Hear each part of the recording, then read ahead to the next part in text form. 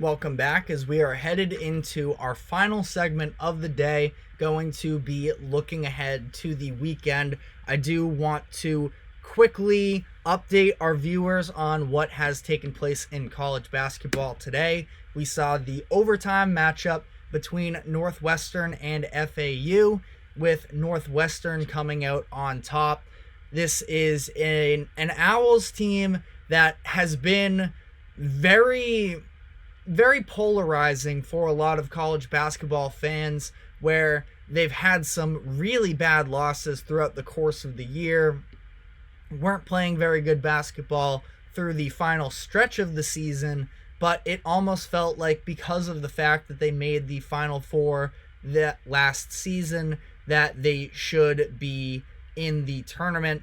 They won 25 games this season, so it's not like they had a bad year necessarily, but for a handful of the other teams that were left out of the tournament, this is a little bit of I wouldn't even say it's all that surprising, but it is a disappointment. Hello to our viewers. If you have any thoughts on what is taking place so far in college basketball, or for things to look forward in the weekend, feel free to leave a comment and we can talk it out, as Kirito MVP says hello. But Northwestern is going to be advancing in this game. They are a team that when close matchups have come, they've stepped up to the challenge. They split the season series with Purdue earlier this year, both of those games going to overtime, and in one of those cases upsetting Purdue,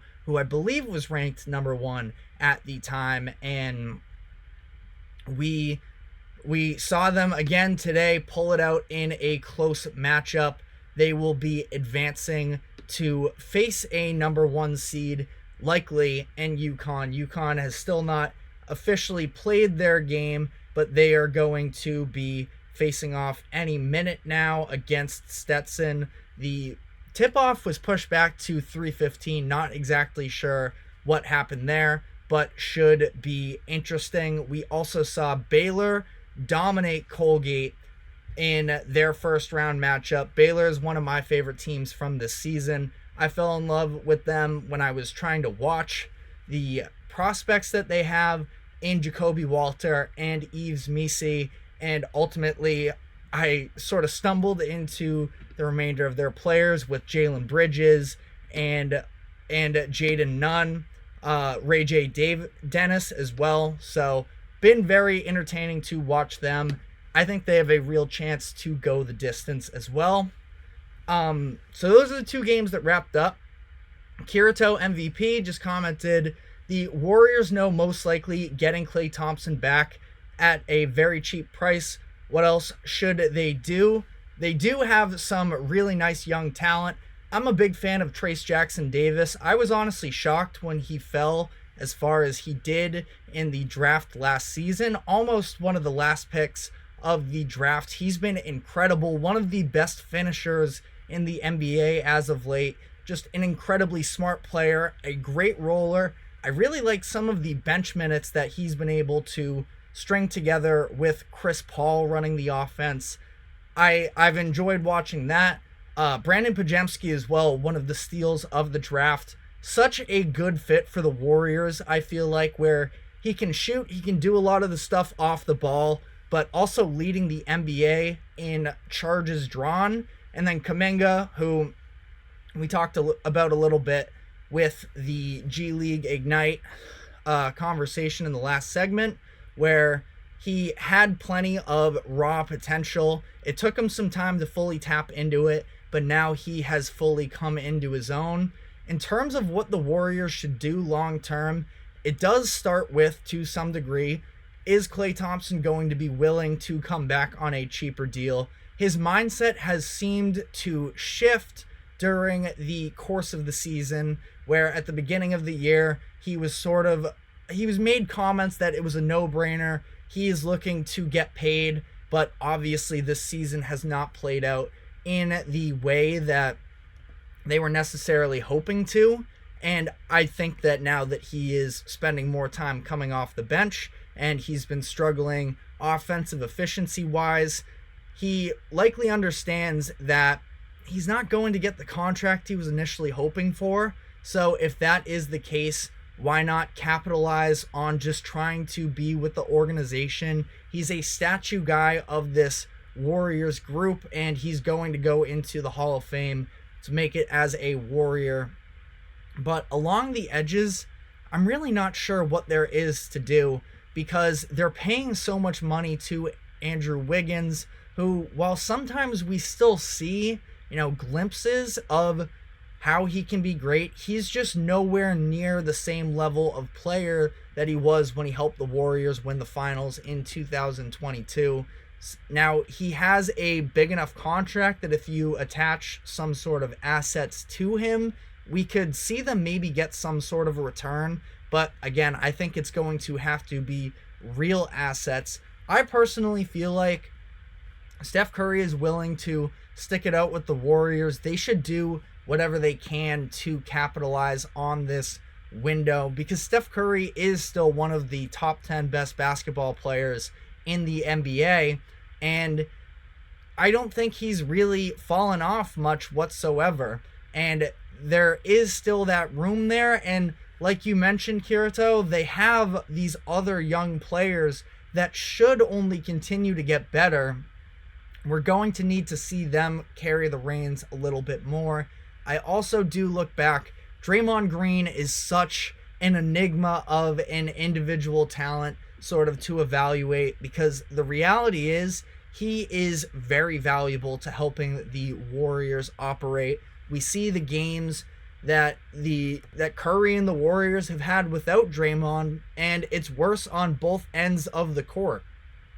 I don't like the price that they got Draymond at, but I also understand he brings a level of value that is more than any other team could possibly get out of him. Now, it is also another question in terms of, can they actually keep him under wraps and behaving?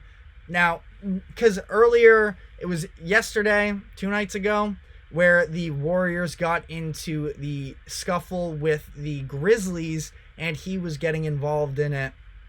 If the Warriors were good, probably would have been a segment that I would have covered fully in depth, because if the Warriors want to have any shot of making a playoff run, they do need Draymond on the court, and they need him to be at least some level. He's never going to be, fully calm. It's part of what makes him great, is that he has that edge to him. But I don't really feel the need necessarily to fully go in on Draymond Green, where the Warriors are struggling right now. They are the 10 seed in the Western Conference, and chances are they're not going to make the playoffs. I have a hard time sort of fully turning the page on them. They're going to be in the play-in tournament. I know that the Rockets have been heating up and making a little bit of a run for the Warriors' money in terms of stealing that 10 spot, but I think that the Warriors hold out. In a play-in situation, though, do or die against LeBron James and the Lakers, I struggle to see how they have the size and physicality to necessarily go out and make that happen. Now, a name that I've thrown out a handful of times throughout the course of the season, a player that I really like and I feel like he's being wasted a little bit, is Nick Claxton, who I like. Kevon Looney, we've seen flashes of him being a dominant rebounder, but I would like to see the Warriors try and maybe address that center position and beef up some size, because you look in the Western Conference, you have Nikola Jokic, who can fully have his way with the Warriors in a playoff series. I think the Minnesota Timberwolves are another really difficult matchup for the Warriors, should they match up at any point. And even with the Lakers, who at this point you're not building your roster around trying to compete with the Lakers, but in this case they are quite literally going to have to be matching up against the Lakers in a do-or-die situation, and I just feel like they're going to be able to out-physical them. I like Trace Jackson Davis as a piece for the long term, but he's a little bit more finesse to me. Now, he has shown some big time flashes on the defensive end, but I don't know if he's ever going to be a true defensive anchor the way that maybe the Warriors fans would like him. I think he's a really nice offensive piece and that he can fit into the Warriors system in some way, but I also feel like they're going to have to make upgrades because the reality is, as Steph Curry and Klay Thompson and Draymond Green all get older, they're going to need these other guys to step up more, and they have some nice pieces in this nucleus for them, but I feel like it's difficult to imagine this taking place without some extra help. If Andrew Wiggins is on the trade market, what win-and-win trade for both teams? I feel like earlier this year, what team was it? I was running some mock drafts, sort of trying to figure out how to make this work, and I believe it was with the Cleveland Cavaliers. I was sort of thinking of an idea where, and this when I was first sort of coming to grips with this, it was before Jonathan Kuminga had really exploded as a talent, and now at this point, they probably view him as untouchable. But if it's Wiggins, maybe it's a Moses Moody, who I actually like. I think that the inefficiency is a little frustrating at times, but I do feel like there is real talent there. I liked him going back to college. So if it was maybe Moody, Wiggins, and you probably have to throw in a lot of draft capital, maybe you would have to move on from a Trace Jackson Davis as well, which I know isn't ideal, but if you're going to move off of the Wiggins contract and try and replace that money with better talent, you're going to have to give something up.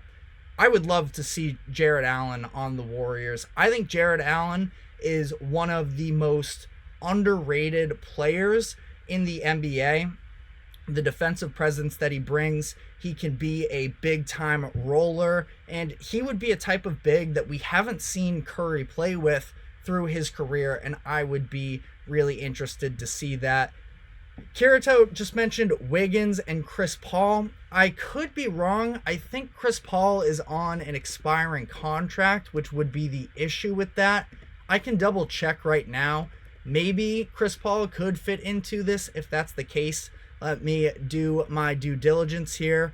I'm not sure if it's guaranteed for next season. Wiggins and Chris Paul, as it looks here, if Chris Paul is under contract, it's also very expensive and could make things really difficult for the Cavs. Team option, well, if it's a team option, then it's going to be a decline, which means he's essentially an expiring contract because nobody's going to pick him up for $30 million is the reality. I feel like Chris Paul it's probably tough to trade him. If he's under contract, maybe they could work out a sign and trade type of situation. I think Wiggins and Moody, you'd package them together. It's probably going to take another piece. I would start at Trace Jackson Davis if I'm the Cavaliers, but also if I'm the Cavs, I'd probably be trying to get Brandon Podziemski as well. Again, it's going to cost something to move off of the type of contract that Wiggins is on right now, because there's still a handful of years left on his deal where he has a player option in 2026-27 to fully come off of that. He's going to be making 26 next year, 28 the year after, and up to 30. So it's not necessarily an easy move.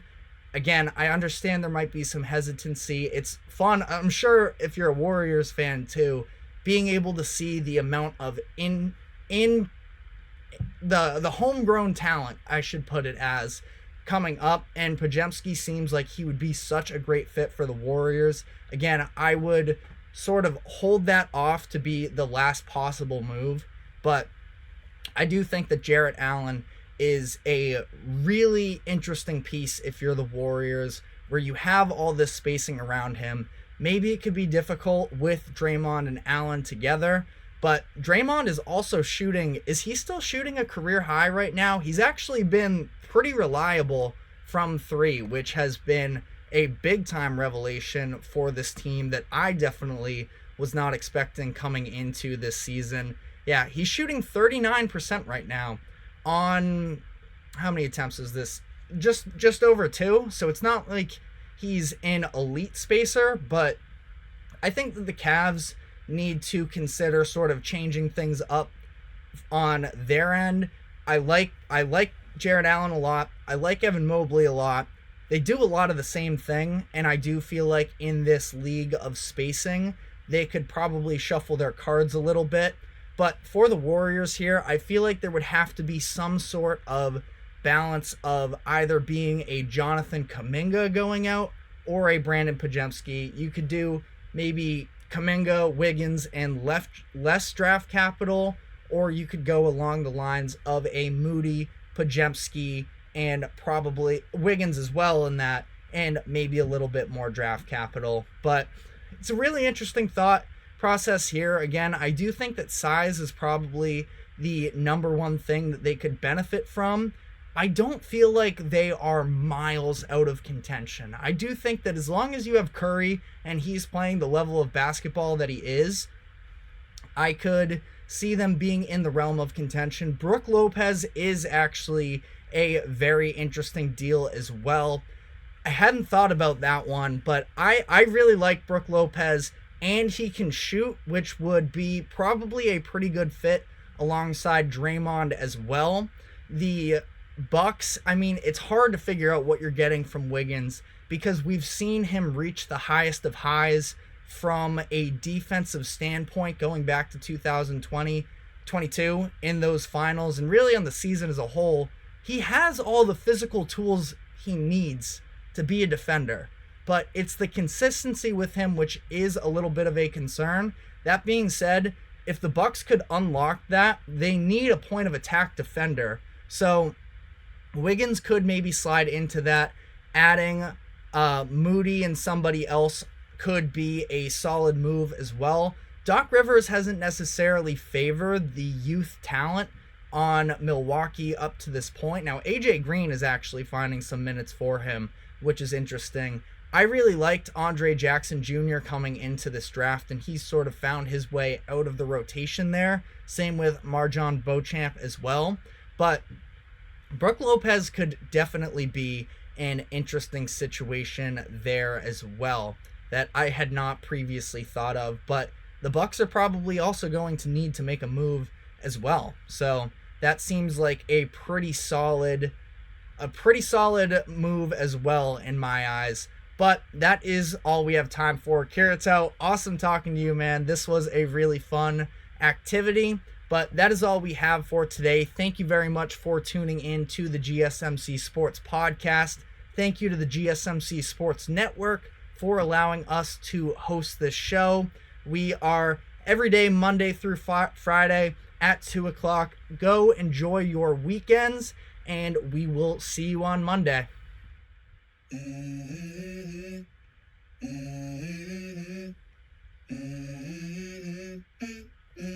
Let's go.